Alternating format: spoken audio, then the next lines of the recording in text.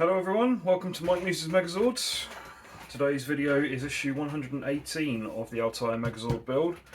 This one's going to be slightly different because there isn't actually any assembly for this. We got a parts kit consisting of the two halves of the power sword.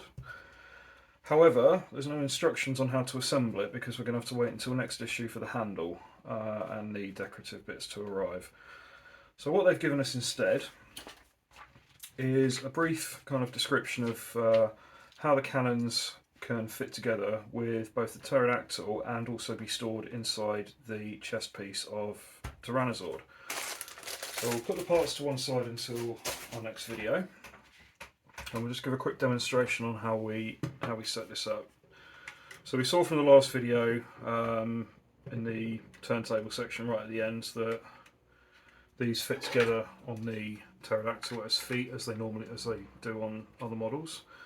Now, I'll be honest, they're not very grippy, but as you can see, they're falling off.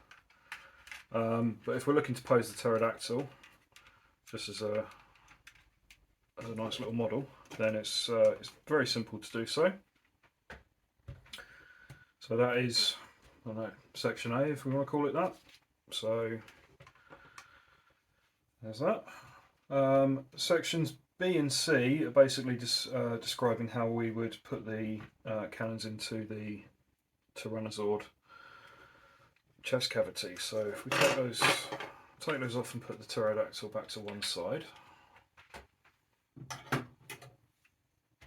we can bring our Tyrannozord model in.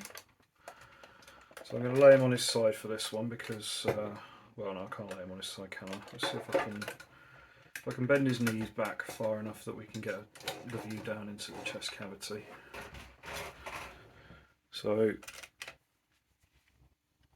let's grab those. So what we'd do is you would push the horns forward slightly, which would drop the chest cavity down. And you can see we've got these two sections here and here, which is where the front of the cannons will hook into. So we can put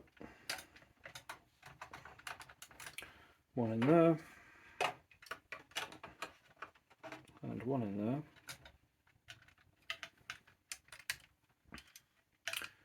and fold that up, and again give the horns a little nudge forward so that they sit in place. But then, as you can see, that's pretty much nice and neatly tucked away.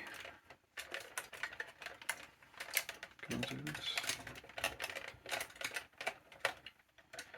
Yeah, and they don't always stay in place when you're taking them out, but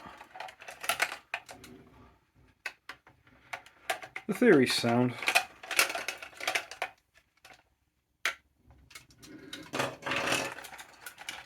So that's I think that's pretty much all we've been given for issue 118. So a nice short video describing how some of the storage can be done.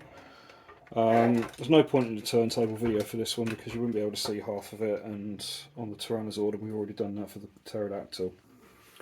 So we'll call it a night there. We'll say thank you very much for watching. Don't forget to give a like and a subscribe.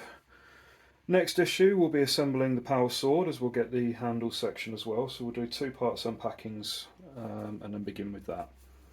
So we'll see you next time on Mike Muse's Megazords. Thanks for watching. Bye for now.